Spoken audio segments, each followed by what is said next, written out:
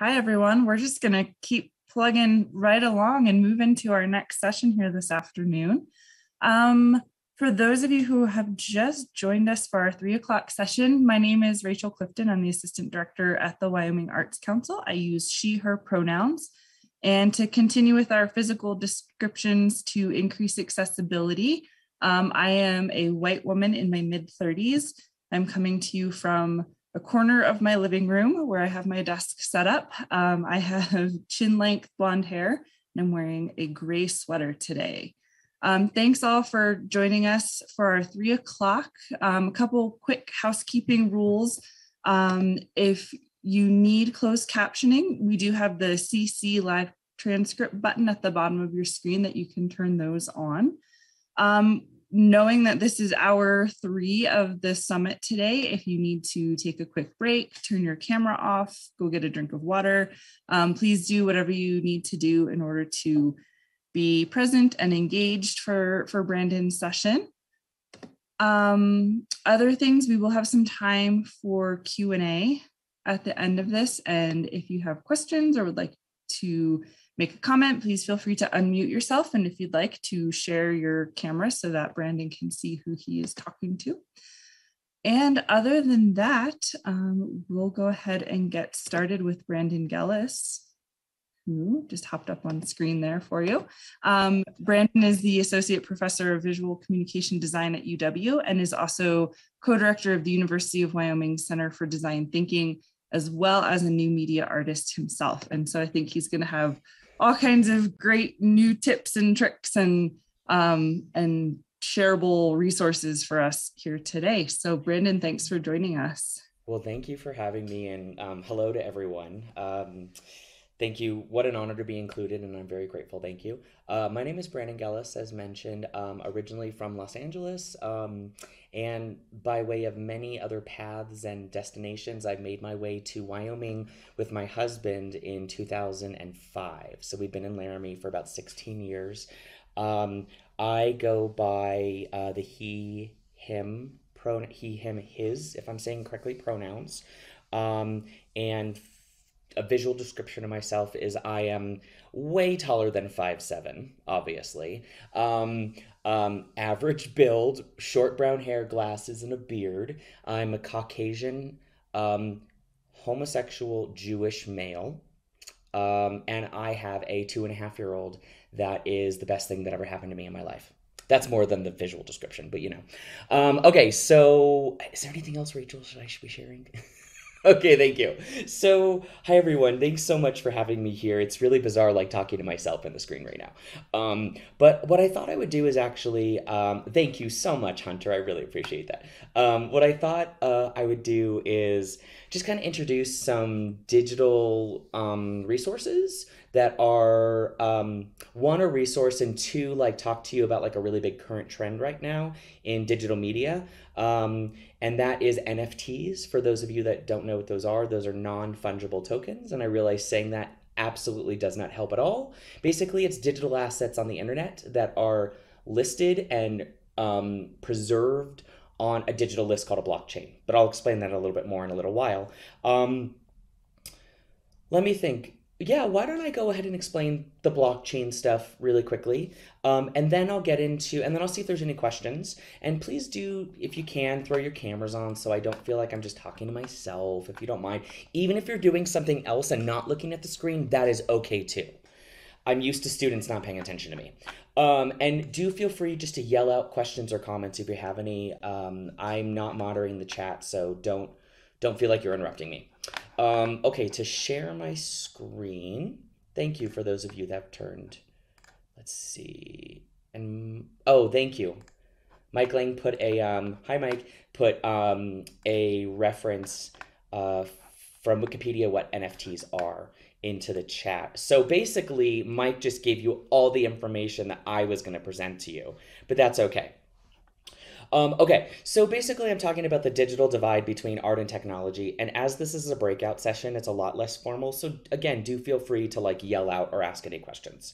So here's just an image, an abstract image of like what a blockchain is, and basically what a blockchain is, it is a link or a chain of a list a ledger of digital interactions online. And so I thought I would define a few things for you with this idea of what NFTs are. So a lot of you have probably seen, or many of you have probably read that in the media lately, in the last year, last 6 months, there's been this giant to-do about NFTs. And the simplest way is to say, digital art that is recorded digitally online. One piece, the first big piece, sold for $6 million, and then a 500 image compilation from the same artist sold for $50 million or something, just ludicrous. And this led to this instantaneous, an overwhelming amount of digital content, what people call art. Anyone's art. It could be anything. It could be just a snapshot of a cat doing something, or a tree, and that's fine. But so part of the issue with NFT art at this point right now is figuring out whether this trend is going to last. The idea of having something online, the origin of internet art, for example, in the 80s and 90s, similar to like street art and things of that nature, the idea of that is that it's equalizing the playing field for people, is that it's taking art outside of the standard white-walled gallery, and it's taking stuff outside of just museum settings, and it doesn't need a curator, for example. And so it's providing access for people to share their art in a broader breadth and to broader audiences. But currently, with the new fad of NFTs, you see this enormous amount of people that are putting work up online.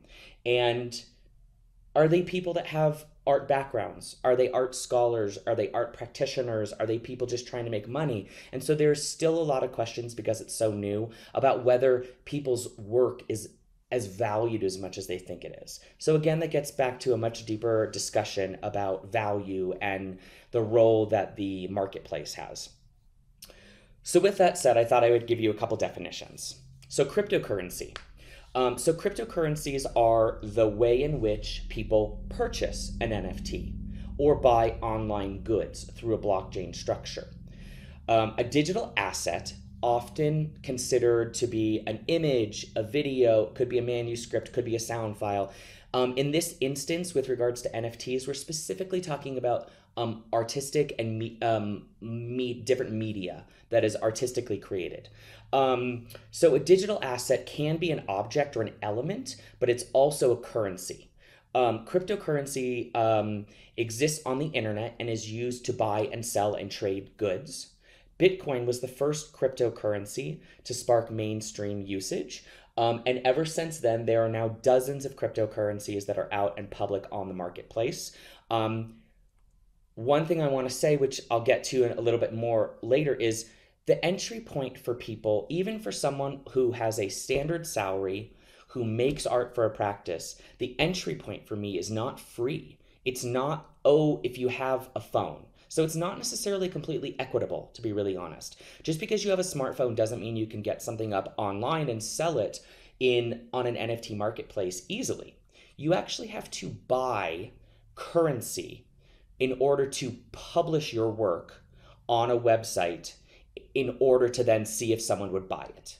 So there's an initial investment of at least $100 or a few $100s from an artist to get started doing this process. Okay, so a blockchain, as I mentioned, is a ledger. It's a list of transactions that can be verified.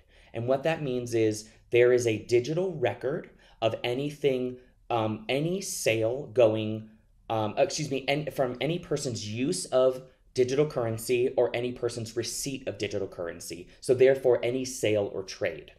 Almost all cryptocurrencies use their own blockchain, meaning that each cryptocurrency has its own secured and public list that you can verify the ownership of an NFT or a piece of artwork online. When I say they're publicly accessible, you actually can Google it and see the blockchain and see the registry, literally an Excel-like spreadsheet list of people and what they've bought. It doesn't really say the people's names usually, but it'll have values. And the interesting thing about blockchains is it's made this idea of buying and selling art really quick and easy, and buying and selling art repeatedly quick and easy. Because when someone makes a piece of work and puts it up onto an NFT marketplace, they can elect to receive a portion of the resale each time. And so I might say I want 5% or 10% or 1%, depending on the value of the piece of artwork that I made that is being sold now 3 times over. And each time it goes up, I get royalties from that, for example. And so there's digital archive for everything. The Bitcoin blockchain, for example, is a record of each time anyone uses or has paid with Bitcoin, specifically to that cryptocurrency. Since 2009 alone, over $7 trillion worth of Bitcoin have been exchanged or transferred. So that is a tremendous amount of currency. So an NFT, as I mentioned, a non-fungible token. They're markers or currencies that you cannot equally be traded for something else. So non-fungible means it's not equal to something else.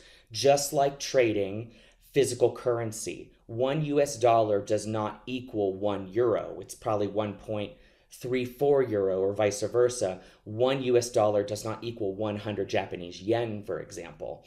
And so cryptocurrency, the benefit of cryptocurrency is that it's available anywhere. Functionally, it's meant to be equitable, meaning that you can use this cryptocurrency globally, oftentimes in virtual and physical marketplaces. Think of like Apple Pay and things like that, all these vessels or vehicles for spending money through your phone in a physical place. But it's not tied to any physical currency values or exchange rates. This one, like having a common global language, it has the effect is that it's common and everyone can share in the same value, and that it doesn't necessarily matter how transferable it is to the currency that you have in your nation, for example. Ultimately, if you cash it out, it would be a different situation, but at this point, it's globally neutralizing or neutral. And tokens are the primary means of transferring and storing value on a blockchain network. So you might hear non-fungible tokens, NFT tokens, or other terms related to using the word token, but the token is basically the idea of the stored value on the blockchain. A little bit more about NFTs. Most NFTs are part of the Ethereum cryptocurrency blockchain. Ethereum is a currency that came out post Bitcoin, obviously, and it is specifically utilized by artists. So you can trade in other currencies, other cryptocurrencies, through NFT sites, and whenever you enroll in them or you go on them, it asks you which currency do you want to pay with. But I believe that individual artists and sellers of content can specify only a currency they will take. So Ethereum seems to be the primary for art making or art sales. The other reason that it's very beneficial for art making is that Ethereum blockchain can host the media files versus just being a ledger. It also, part of their server system, their chain system, allows for digital assets of actual weight, a couple megs or something like that, megabytes, to be shared and stored on their server. So it's intentionally meant for visual usage. And then I think the last slide I wanted to talk to you about this, and then I wanted to offer to open it up to any questions or discussion if it's of any interest, is minting. So I've referenced this idea about when you get your work and you put it online in an NFT marketplace. An NFT marketplace is exactly what it sounds like. It's basically a website and or an associated mobile application that allows you to place your work, mint your work, certify that it's original, get it up on the marketplace, again, pay that like $100 retainer deposit to start or more, and then get it out there in the webosphere, the internets, so that people around the globe can buy your art. One of the interesting things about a lot of the marketplaces is that you can either, just like Etsy, you can either say buy it right away, or you can say, I'm going to let bids continue to build up until I think it's at the value I think it is. So you would need to find a marketplace that you like. OpenSeas is extremely reputable for art practice and sharing. And Rarify and others are a little more selective. You have to be invited to some of them. So there's that threshold into the white wall gallery setting or museum, is you have to be invited by someone who's already been minted and has been shown that they are a successful, serious artist in there. You will then need to set up a digital wallet. I mentioned you would have to have a financial contribution to start. It's not that you're buying your way in. It's just that you have to pay to mint something on a site because you're paying them for hosting all of this. And then 3 is you mint it. You certify it and it goes onto the marketplace. And the next thing you know, you're $6 million rich. I'm going to back up for 1 second because I just wanted to point out, if you see this image, this is from OpenSea. And this image, it's a GIF of a kitten flying through space. And it's a motion graphic, which I just have a screenshot right now, but it is selling for 1.0001 Ethereum, which is equal to $4,499, $5,000.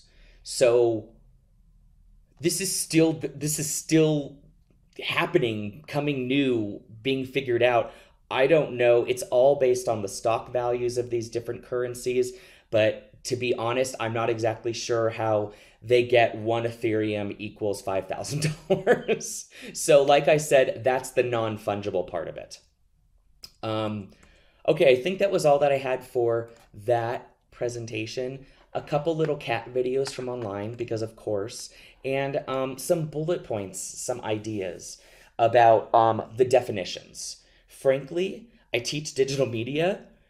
I've had to have multiple discussions with people that have sold their work for thousands of dollars as NFTs, artists that have sold their work, to actually begin to understand any of this. Not to mention reading 20 different, magazine articles from Wired and things of that nature. So, does anybody have any questions? This is a breakout session. Let's break out. Shake a little bit and, do any of you feel like any of this technology, even just getting your work online in a digital realm, would work for you, does work for you? Oh yeah, Denise, please. Hi, thanks so much for illuminating all this. I'm sure I'm not the only one here who has lots of interest and lots of curiosity about it. Yeah. Once someone goes through the steps to get a digital wallet, they choose the currency, and say, for example, someone gives me currency equaling what I'm asking for a work. Does the actual work, the physical work, does it go away from my collection? Is that all it, it's not something I'm producing a physical product. Yeah. That's such a great question. That's such a great question. And I don't have one exact answer. And I think if anyone else wants to chime in, please do. My understanding would be a couple things. One, you would document that work in digital format. If let's say you're working in a painting, for example, you would document that work. You would load that image up. The image of the art is technically the art in the NFT world. So you would say when you list it behind the scenes, you can say it's one of how many.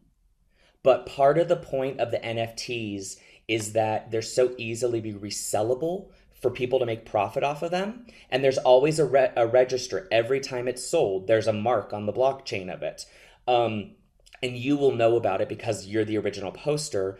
Part of the thing about being able to resell the NFT is that there's one digital copy. So what you can potentially do is reference, I have this work in physical form that is somehow different. One, it's in physical form.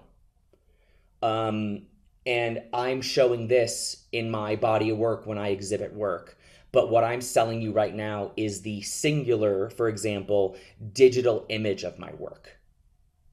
And can I control how many of those digital forms are potentially available?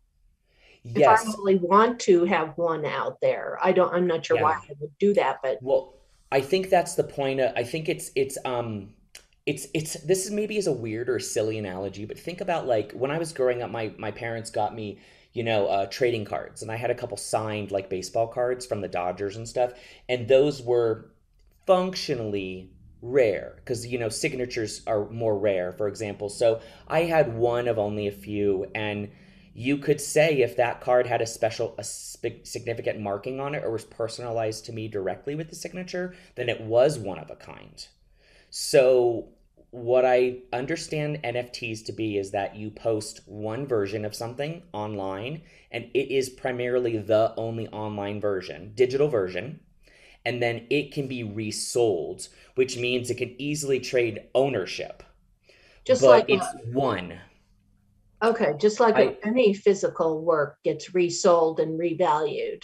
and that's the thing with NFTs is like the immediate gratification. The millennials must love this. No offense, anybody. They must love this because like literally, I've seen colleagues of mine have sold their work that are a mix of painting and digital design together, and then they're made into like a GIF or a motion graphic, and have already sold 3 times in the course of 3 months or 2 months, and each time they've quadrupled in value. So he sold one of his pieces for something like $1,200. And within 2 months, it was selling for $7,500. And so you're cutting out the middleman. So not only with cryptocurrency and with blockchains, you're cutting out the infrastructure of needing a bank and a currency exchange. Excuse me, you're also cutting out the middleman and the need for a preparator and a curator and gallery representation. So you could say, if I made this painting and I was represented by a gallery and I'm going to list a price of $3,000 and the gallery gets 25% of that or something. You could sell a digital image or a few digital images if you wanted to, potentially, of that same piece for $500 a piece, make the same amount of money, but you've gotten that much more out there around globally, and each time it's resold, you will get a portion of that if you say you want a portion of it, of the royalties. Does that make sense? So every time it's sold on the blockchain, you can say, I want 3 or 5 or 7% of that, and you get it back through the currency, and it comes out of the transaction and goes right to you. Yeah, all that makes sense. It does encourage more questions on Sure. my part. Are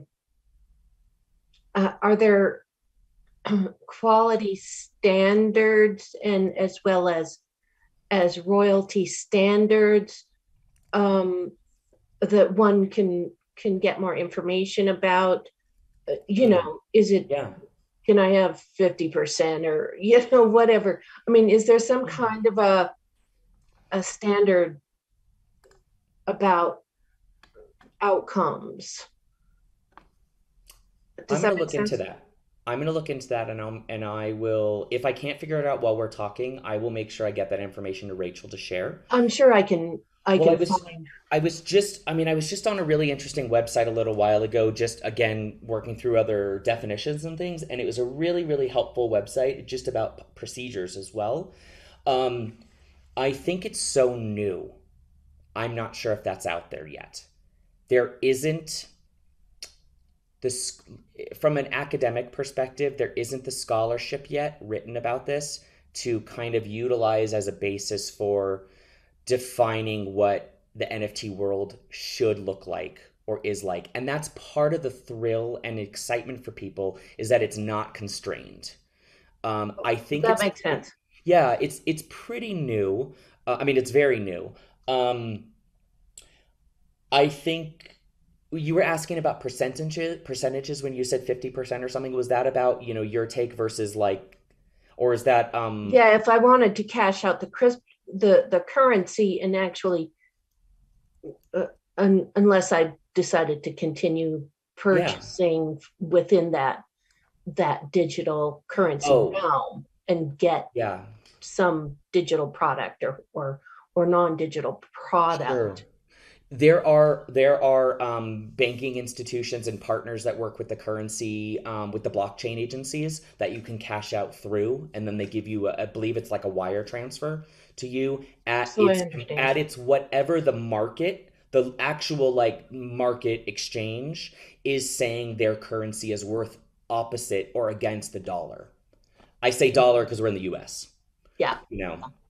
Yeah, I just But I think that fluctuates on a daily basis. Like Bitcoin and Ethereum were both down quite a bit the last couple of weeks, like down 25 points, but then they skyrocket back up the next day.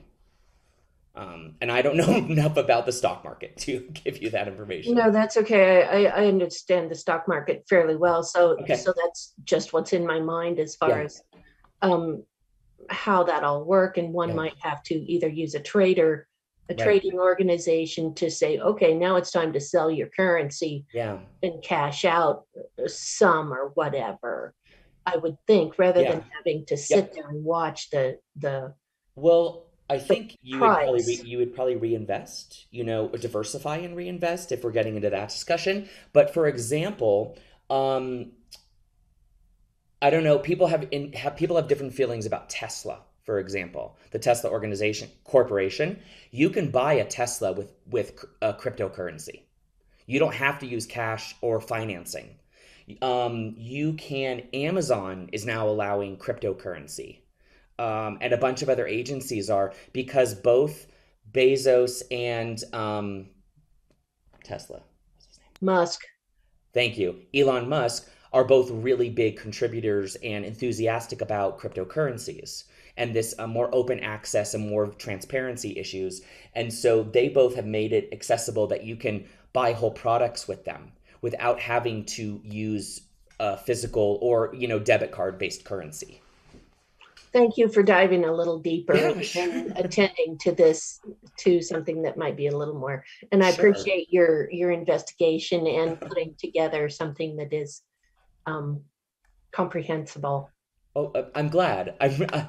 Any other? I think there's a question in the chat. If it's okay, I'll address that. But Yep. does anyone else have a question they want to jump in with? It looked like Anne Marie raised your hand. Oh, sorry. Hi there, can you hear me? Yes, hi. I'll turn my light on. Here we go. So it sounds like this is like a means of selling your art if maybe you already have a really strong platform and base that people would be wanting to have the only copy of your work. Yeah.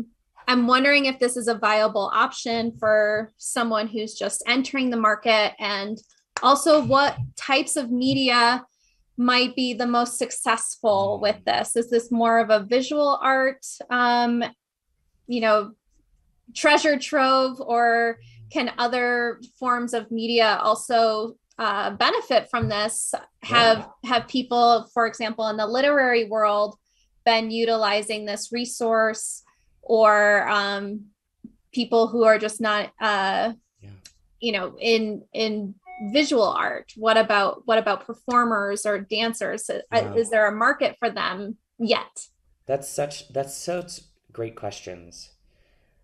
I don't have the end all answer, of course, with any of this. I would imagine that performative art, the record of that performative art would be what would be published online for sale.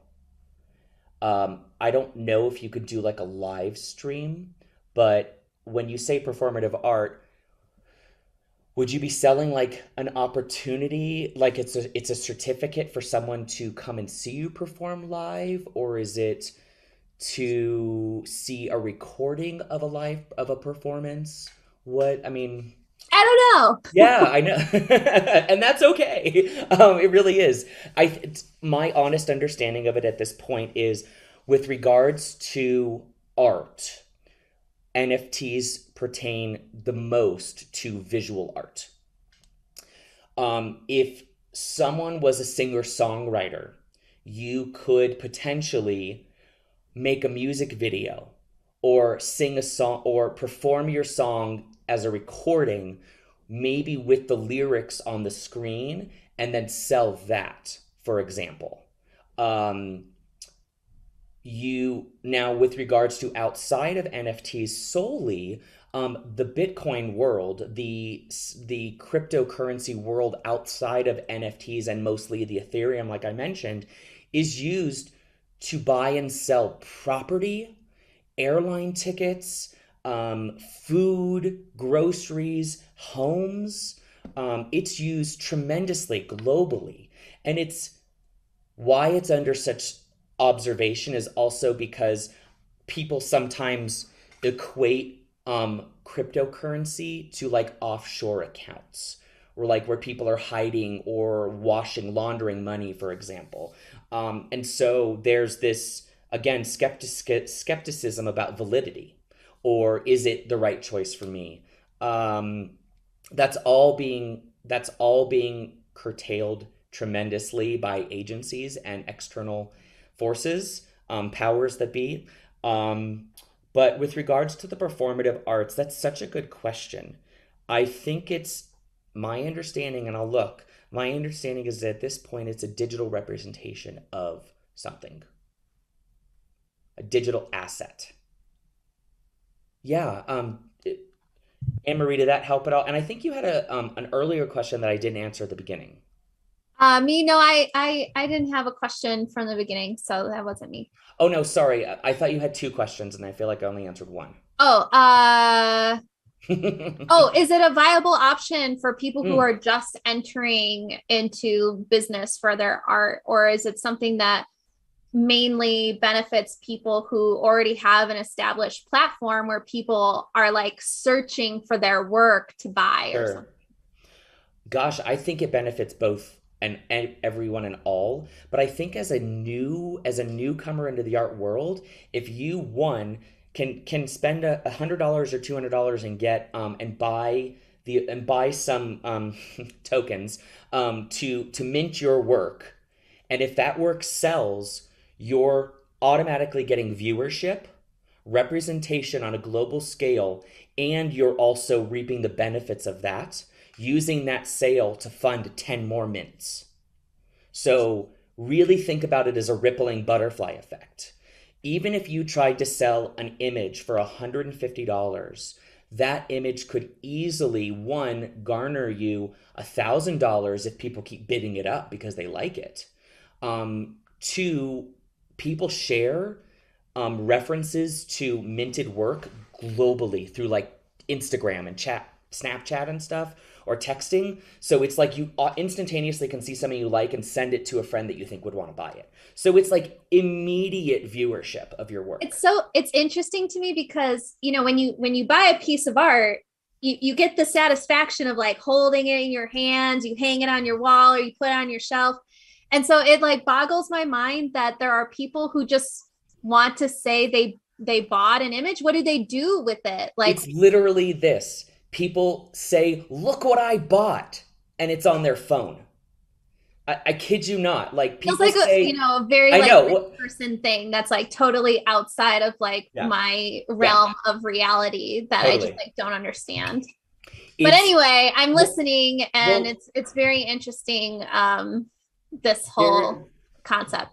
There is a correlation, I will say for me really quickly, between minted NFT artwork and digital art or computer-based art. So anytime a gallery or museum buys like a net art, like internet art, or something that's based on a specific computer or computer platform operating system, it is the gallery's responsibility to maintain the software for the life of the work, meaning infinity. So the gallery has somewhere to host that, whether it's on a server or whether it's on an old iMac that looks like a multicolor fish tank, that's in their archive or on exhibit.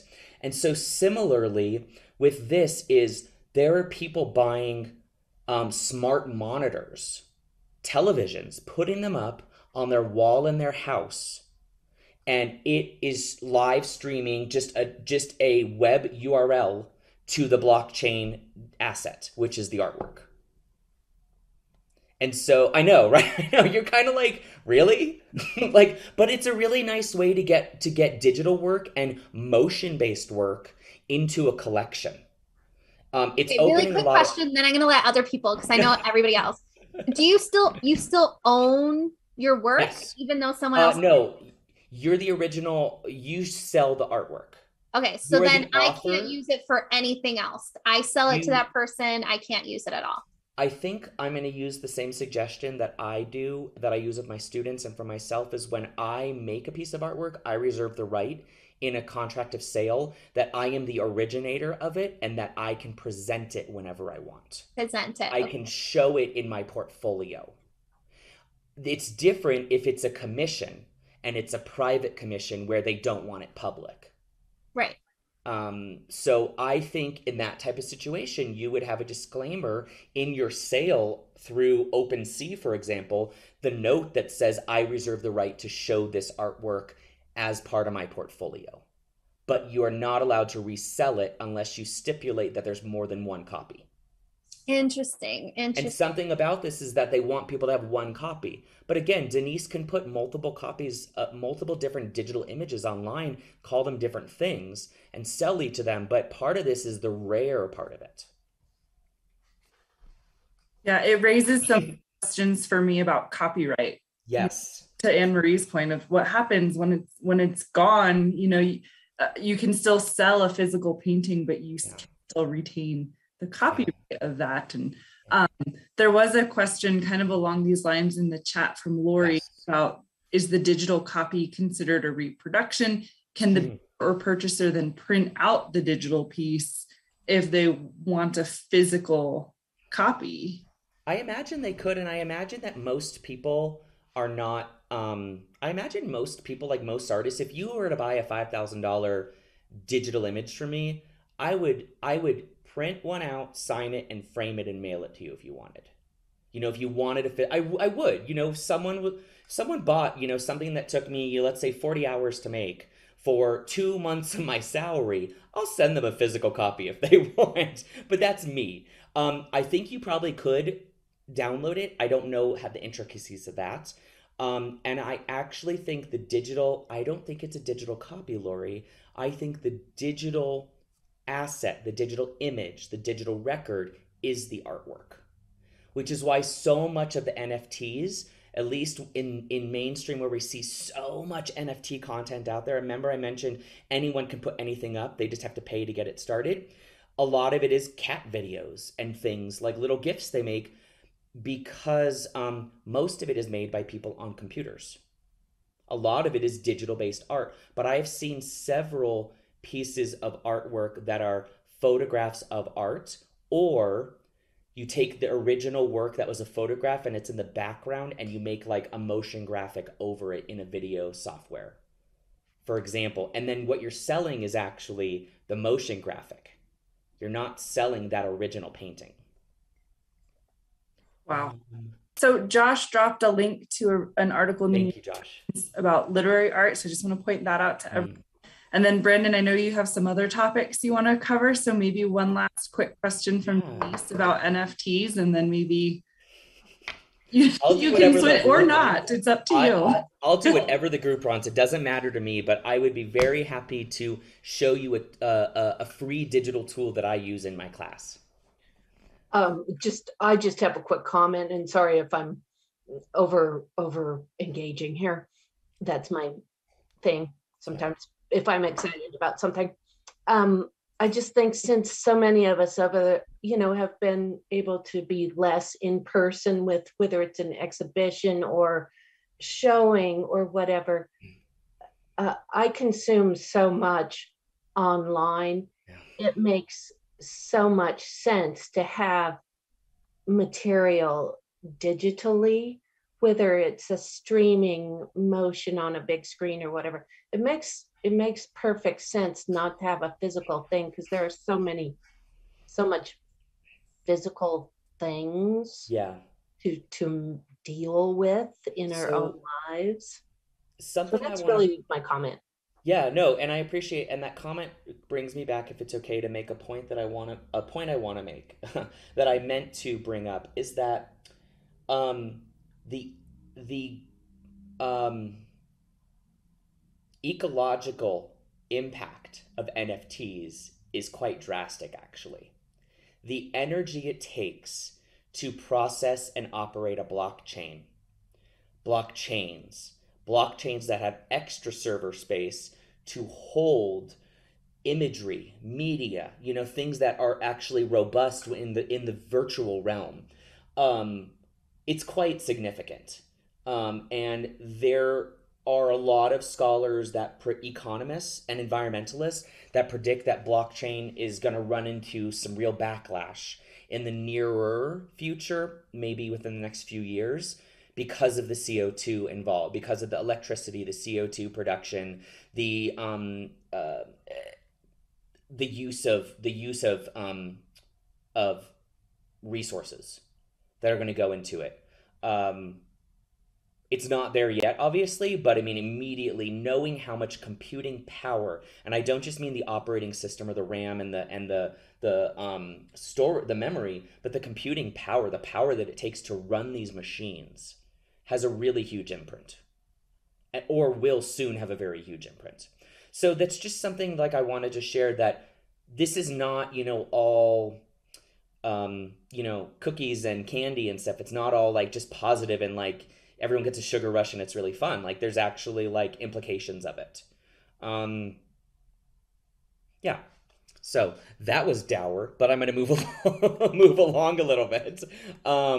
Thank you for all the questions and the discussion. I really appreciated it. And thank you for sharing the New York Times article. I'm going to close out a couple things. What I wanted to do is I thought I would introduce everybody, and we only have a few more minutes left, so I'm going to make it pretty quick, but I'm going to put a link online for where to find these resources. So rarity due to the, yeah, absolutely, Denise, I think so. I wanted to show everybody a really fantastic application that is free and open to use, and what I can tell is the only real restriction is that in order to utilize it and in order to share things you make with it, you need to have a Facebook or Instagram account. And just so you know, Facebook owns Instagram. So ultimately, if you have an Instagram account but don't want a Facebook account, you're still in their, well, not blockchain, but you're still in their server system and there's still an archive of that. So this came up because I had students that didn't want to have Facebook accounts, but had Instagram accounts and didn't realize this. So Facebook created a really fantastic software that you download onto your computer called Spark AR Studio. And it specifically refers to augmented reality.